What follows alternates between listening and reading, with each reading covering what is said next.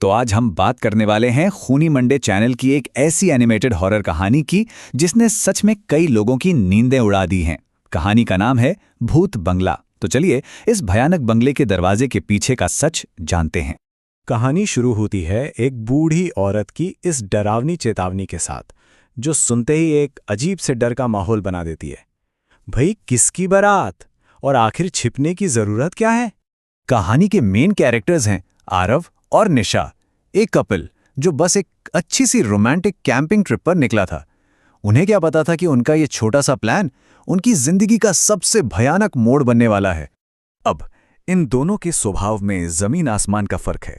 एक तरफ है आरव, जो एक फोटोग्राफर है और हर खूबसूरत पल को अपने कैमरे में कैद कर लेना चाहता है, और दूसरी तरफ है निशा, जिसे खंडर, भूतों की कहानियां और रहस्यमयी जगहें अपनी ओर खींचती हैं।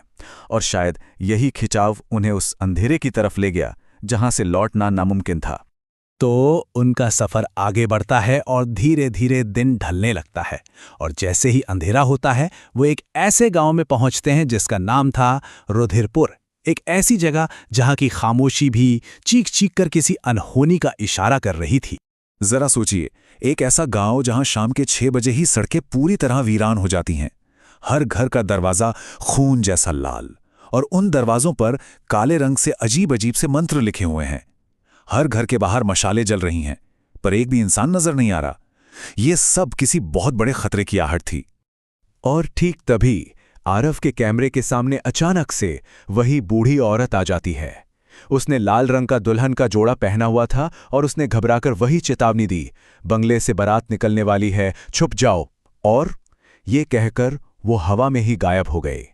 अब इससे पहले कि आरव कुछ समझ पाता, उसे अपनी जिंदगी का सबसे बड़ा झटका लगता है।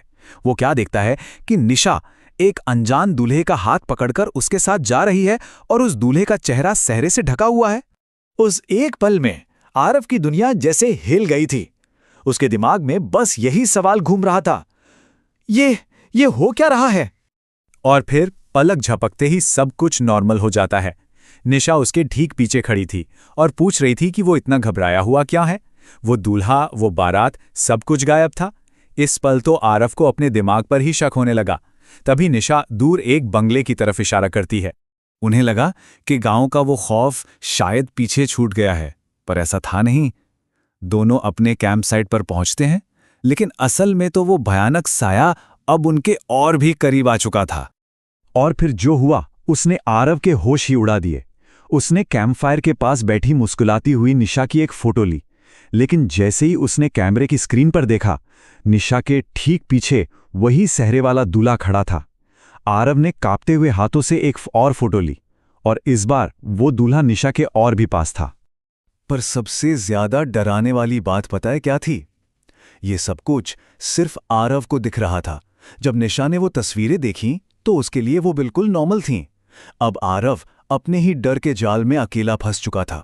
बाद में जब आरव ने हिम्मत करके रुधिरपुर गांव की पुरानी तस्वीरें देखीं तो उसका डर यकीन में बदल गया। वो प्रेत दूल्हा गांव के हर एक लाल दरवाजे के बाहर खड़ा था। मतलब साफ था, ये खतरा सिर्फ निशा पर नहीं बल्कि पूरे गांव पर था। अब कहानी अपने क्लाइमैक्स पर पहुंचती है। रात में जब वो बंगला अचानक रोशनी से जगमगा उठता है तो दोनों उसके अंदर जाकर देखने का फैसला करते हैं, और यहीं वो अपनी जिंदगी की सबसे बड़ी गलती कर बैठते हैं। बंगला अंदर से किसी राजमहल की तरह सजा था। 56 भोग लगे हुए थे, पर खाने वाला कोई नहीं था। और जैसे ही वो अंदर आते हैं, विशाल दरवाजे अपने आप बंद हो जाते हैं। अब वो फंस चुके थे। और फिर शुरू होता है वो भयानक मंजर। सीढ़ियों से वही दूल्हा नीचे उतरता है। निशा की आंखें सफेद हो जाती हैं और वो किसी कठपुतली की तरह उसकी तरफ बढ़ने लगती है। वो दूल्हा उसके गले में वरमाला डाल देता है।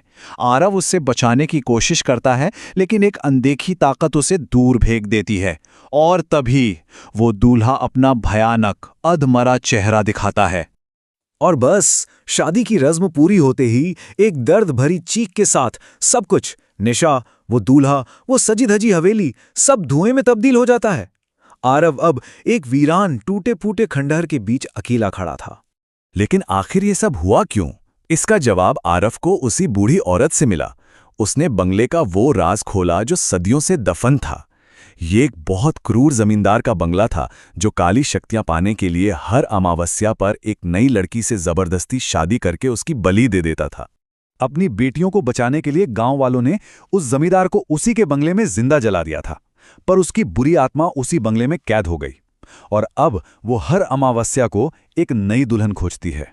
और बदकिस्मती से उस रात अमावस्या थी और जमींदार की आत्मा ने निशा को चुन लिया था।